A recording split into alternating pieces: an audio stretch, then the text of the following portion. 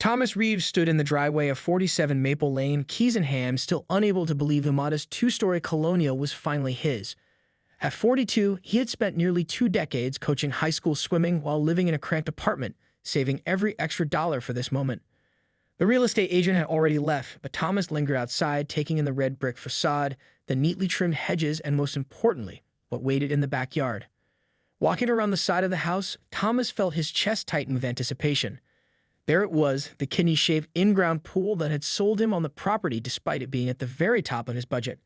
At 20 feet long and 12 feet wide, it wasn't competition size by any means, but to Thomas, who had grown up in public housing without access to pools outside of public recreation centers, it represented everything he had worked for. "Coach Reeves, is that really your house?" Thomas turned to see Ellie Chen, one of his varsity swimmers, riding past on her bicycle. He hadn't realized the high school was within biking distance, another unexpected bonus. "Sure is," he called back with a wave. "Just got the keys today." "Does this mean we get team parties at your place now?" Ellie grinned, balancing on her bike. Thomas laughed. "Maybe for end-of-season celebrations, you'll have to keep winning to find out." As Ellie pedaled away, Thomas started mentally planning how he could use the space not just for personal enjoyment, but to give something back to his team. Many of his students, like he had been, were from families that couldn't afford country club memberships or private lessons. Having access to even this small pool outside of school facilities could make a difference for students serious about improving. The first week in the house passed in a blur of unpacking and minor repairs. Thomas met a few neighbors, the elderly couple across the street who brought over homemade banana bread, the single dad 2 doors down with twin boys who played Little League. Everyone seemed friendly, if somewhat reserved, in the way of suburban neighborhoods where people respected privacy but maintained surface-level pleasantries. Each evening after work, Thomas developed a ritual of swimming laps in his pool, limited as they were by its size. He would do figure eights and creative patterns to maximize the distance. On Saturday, he spent the entire day cleaning the pool, learning the filtration system, and testing the water chemistry. His meticulous attention to detail, the same precision that made him an excellent coach, found satisfaction in mastering pool maintenance. By Sunday afternoon, Thomas felt settled enough to indulge in his first true relaxation. Floating on his back, eyes closed against the warm spring sunshine, he listened to the ambient neighborhood sounds, distant lawnmowers, children playing somewhere down the block, birds in the maple tree that gave the street its name. In that moment, a profound contentment washed over him. This was what home felt like. He didn't notice the curtains twitching in the window of the 2-story house that backed up to his property, nor did he see the woman watching him with narrowed eyes, phone in hand as she typed notes about the new neighbor and his pool. Thomas was too absorbed in his hard-won happiness to feel a gathering storm that would soon threaten everything he had built. Diane Patterson had lived at 49 Maple Lane for 15 years, and in that time she had cycled through more neighborhood disputes than most people have in a lifetime. At 56, with her carefully maintained blonde bob and perpetual expression of disapproval, she had become something of a local legend. When new families moved to the street, they were quietly warned about her by well-meaning neighbors: "Don't park even an inch over her property line, or make sure your trash cans are brought in by 7 p.m. sharp." Thomas received no such warning. His first encounter with Diane came 3 weeks after moving in, on a Saturday morning as he trimmed the hedge between their properties. "You're doing that all wrong," came a sharp voice from behind him. Thomas turned to see a woman in pressed khakis and a polo shirt, arms crossed tightly across her chest. "Those hedges need to be trimmed in early spring, not mid-May, and you're cutting them too low." "I'm Thomas," he replied with a smile, extending his hand despite the hedge clippers he held. "Just moved in." Diane ignored his outstretched hand. "I know who you are.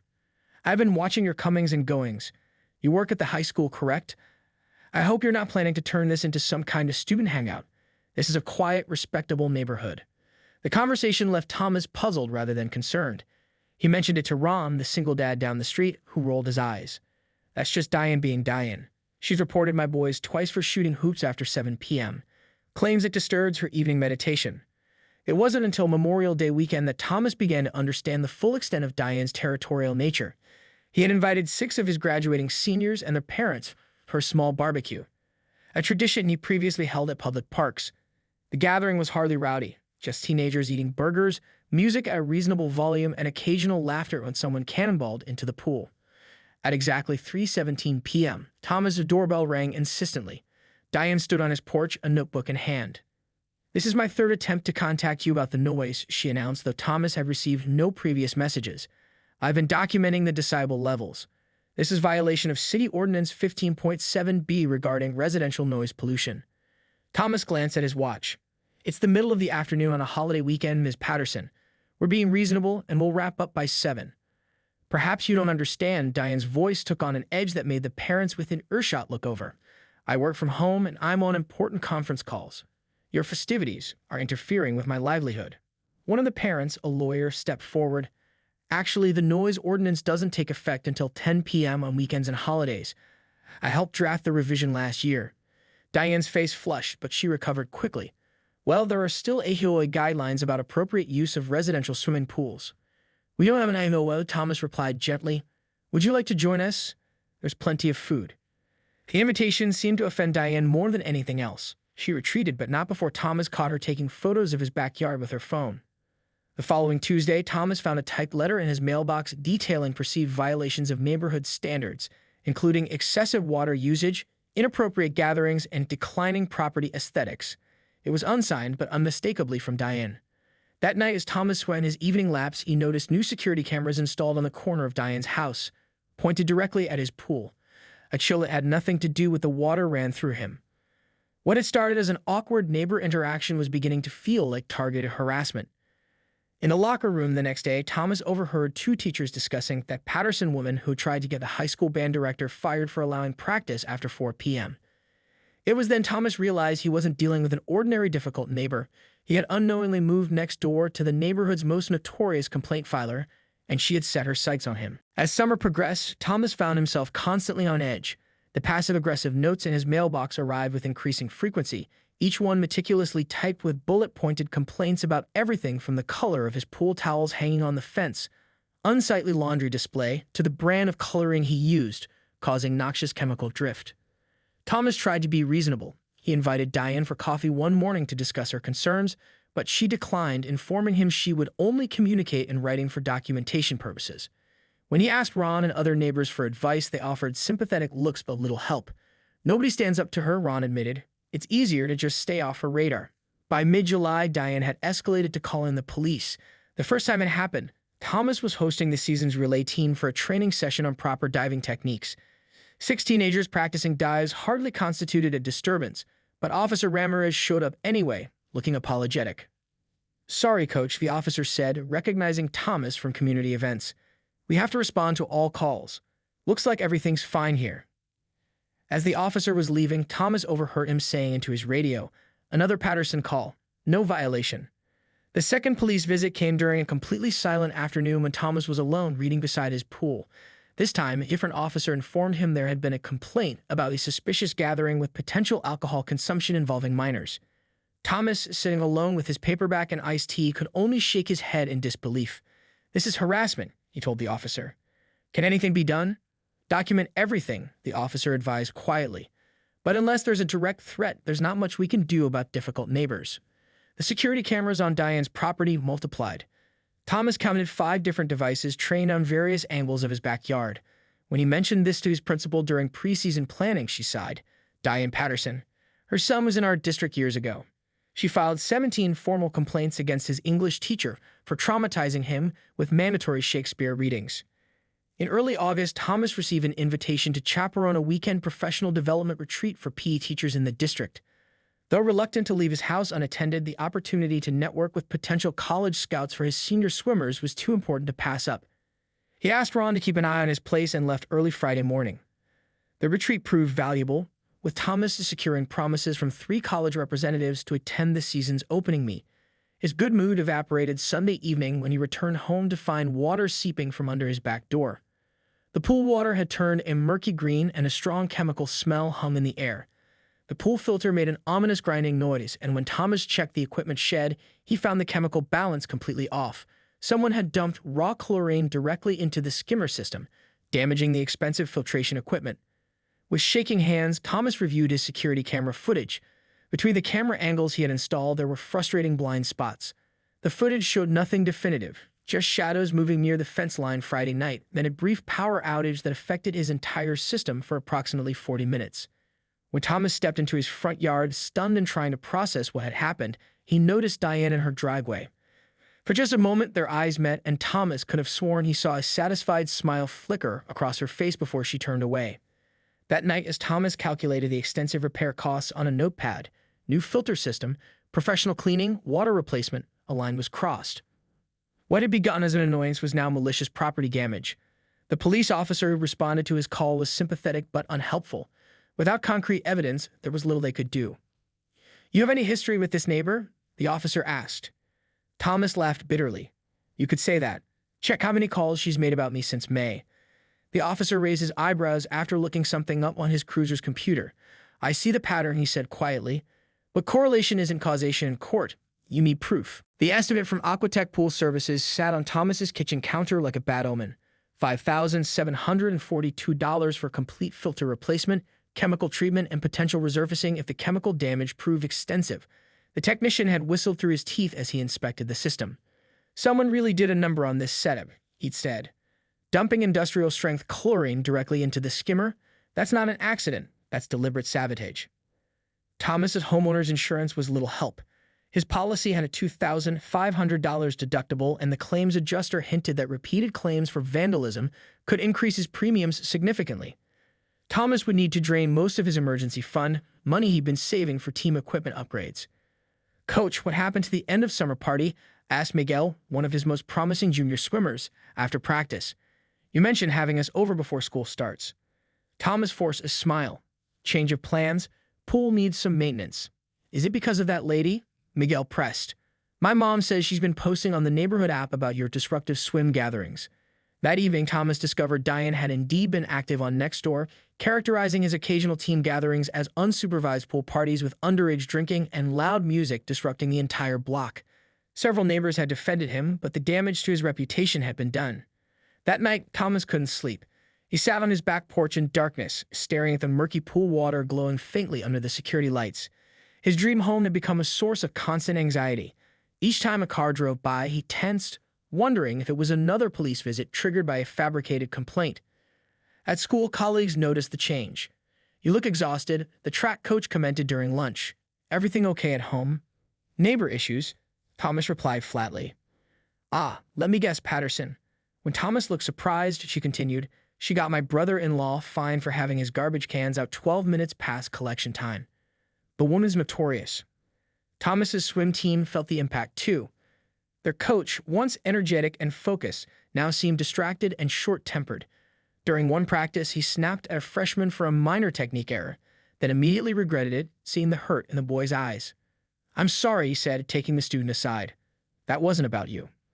That weekend, Thomas installed additional security cameras, positioning them to eliminate the blind spots around his property. The expense further depleted his savings, but he needed evidence if anything else happened. The company technician who installed them frowned at the existing setup on Diane's house. "Those aren't regular home security cameras," he noted. "Those are long-range models with audio capability. Expensive stuff, usually used for commercial properties." The revelation that Diane might be recording audio of his backyard conversations sent a chill through Thomas. He held private discussions with students about college prospects, had personal phone conversations beside the pool. The invasion of privacy felt absolute. When the swim season began, Thomas broke tradition for the first time in his coaching career. The opening meet celebration, always held at his previous apartment complex, a common area, was moved to a restaurant. The expense was considerable, but he couldn't bear the thought of giving Diane more ammunition. "Why can't we go to your place, Coach?"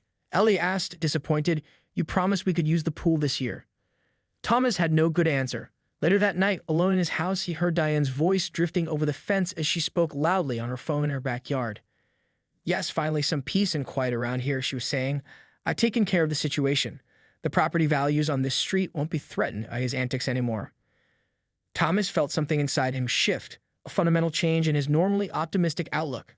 The constant strain had worn away his patience, his good nature, and now potentially his career fulfillment. His swimmers were suffering because of his distraction, and the joy he'd always found in coaching was fading. That night, he made a decision. He would either find a way to resolve the situation with Diane permanently, or he would have to sell his dream home and move.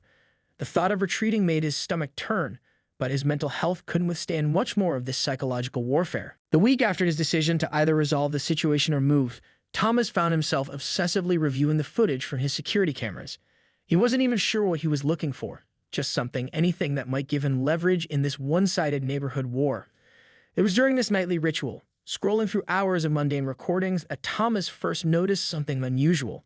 Every weekday morning between 7:30 and 8:15, cars would pull up to Diane's house. Women, sometimes men, would walk children to her door. Not just one or two, but 6, 7, sometimes 8 children of various ages. By 8:30, Diane's house would be filled with kids. Is she running some kind of daycare? Thomas muttered to himself, leaning closer to his laptop screen. Further review of the footage showed the children remaining until around 5:30 p.m., when the parents returned to collect them. This pattern repeated daily, with different groupings of children on different days. Thomas mentioned his observation to Ron during their weekend chat at the community mailboxes. "Oh yeah, Diane's enrichment program," Ron said, making air quotes. "Been running it for years. My sister-in-law used her briefly until Diane kicked her kid out for being too energetic." "Is it licensed?" Thomas asked. Ron shrugged. "Doubt it. She calls it a private educational co-op to get around regulations. That's why she's so paranoid about complaints. Doesn't want anyone looking too closely at her setup." Thomas spent his Sunday researching local regulations. The city had strict guidelines for home-based childcare, zoning permits, maximum child-to-adult ratios, safety inspections, background checks. For a program of Diane's apparent size, multiple permits would be required, along with regular health department visits. Monday afternoon, Thomas positioned himself at his upstairs window, which offered a partial view of Diane's backyard. What he saw disturbed him.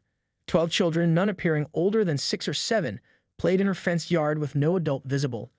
As he watched, Diane's car pulled into her driveway. She entered her house through the front door, leaving the children unsupervised for at least 15 minutes before appearing in the backyard. Thomas set up his phone to record this pattern over several days. On Wednesday, the situation was even more concerning. Diane left the property entirely for almost 40 minutes while children remained in the backyard. One little boy tried repeatedly to climb the fence before being pulled down by an older child. That evening, Thomas received another typed note from Diane, informing him that his surveillance of her property constituted harassment and she would be contacting authorities if it continued. The irony was almost laughable. The next day, Thomas left school early, claiming a dentist appointment. Instead, he parked his car several blocks away and walked past Diane's house at different times, documenting what he saw. During one pass, he heard crying inside and Diane's sharp voice ordering someone to sit down and be quiet or no snack time. As he turned the corner, he nearly collided with a woman hurrying in the opposite direction. "Are you picking up from Mrs. Patterson's?" she asked, checking her watch. "I'm running late. Are they still in the backyard?" "I think so," Thomas replied cautiously. "Thank goodness. I can never reach her by phone when she takes them on her errands." The woman shook her head. "My boss isn't flexible about pickup times and Diane charges $10 for every 5 minutes late. Highway robbery, but there's nowhere else with openings mid-year." That night, Thomas organized his findings. Diane was caring for up to 14 children on some days, far exceeding the 4-child limit for unlicensed home daycare. The children were routinely left unsupervised. She was charging premium rates based on a comment from another parent he'd overheard, around $375 weekly per child, all while operating completely off the books. Most importantly, Thomas now understood why Diane was so fixated on his pool and gatherings.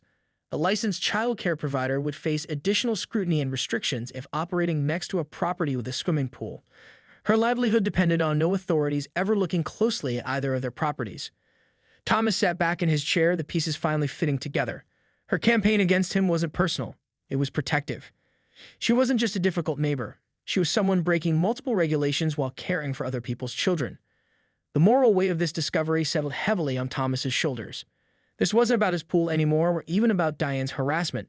Children's safety was at stake. For 3 weeks after his discovery, Thomas found himself paralyzed by indecision. During the day, he coached his team through preseason training with automatic efficiency, his mind elsewhere. At night, he sat in his darkened living room, watching the lights in Diane's house, thinking through all possible consequences of the information he possessed. "You're distracted again," his assistant coach, Marlene, noted during practice. "The kids can tell something's wrong." "Just some personal stuff," Thomas replied. "I'm handling it." But was he? Each morning, he watched parents drop off their children at Diane's house, unaware of the licensing issues or safety concerns.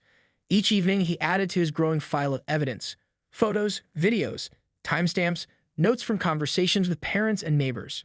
One Tuesday afternoon, Thomas was startled by a frantic knocking at his front door. A woman he recognized as one of Diane's clients stood on his porch, panic in her eyes. "I'm so sorry to bother you," she said breathlessly. I've been trying to reach Diane for an hour. My son has a severe peanut allergy, and I forgot to pack his backup EpiPen this morning. The school nurse called. He had a mild reaction, but is okay. I need to get his medication to him, but Diane isn't answering her door or phone. Thomas felt a chill. Have you tried calling anyone else who might be with the children? There isn't anyone else, the woman said. It's just Diane. Thomas accompanied her to Diane's house, where they continued knocking without response. Just as they were about to call emergency services, Diane's car pulled into the driveway. She exited carrying shopping bags, looking annoyed at the commotion. What's all this about? She demanded. The confrontation that followed was brief but intense. The mother retrieved her son's medication bag and left with her child, while Diane stood on her porch glaring at Thomas. Enjoying this, aren't you? She hissed. Looking for more ways to intrude on my privacy? Those children were alone, Thomas replied quietly. For how long this time?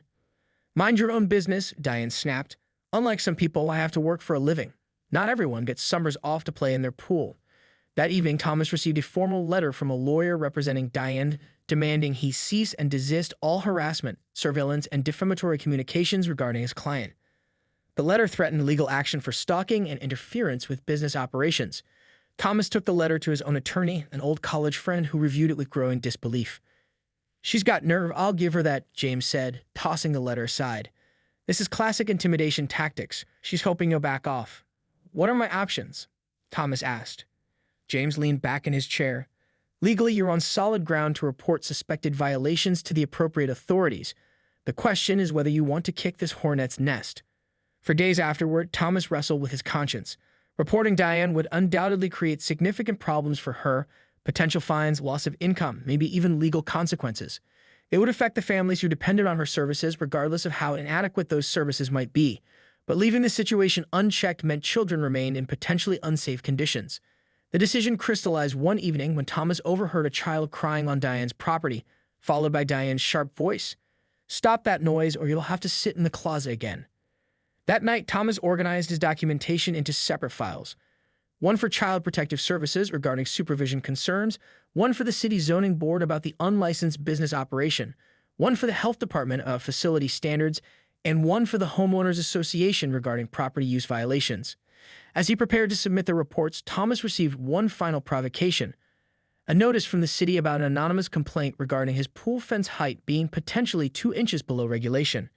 The inspection fee would be $175. Thomas stared at the notice, Diane's pettiness so predictable it had become almost comical. Any lingering reservations he had about reporting her dissolved. This wasn't about revenge anymore, it was about accountability. The next morning, with a strange sense of calm, Thomas began submitting his reports, complete with timestamped evidence, witness statements from parents he'd spoken with, and detailed accounts of safety violations he had personally observed. I hope you know what you're doing, James warned when Thomas called to inform him. She's going to know exactly who reported her. I know, Thomas replied, but someone has too.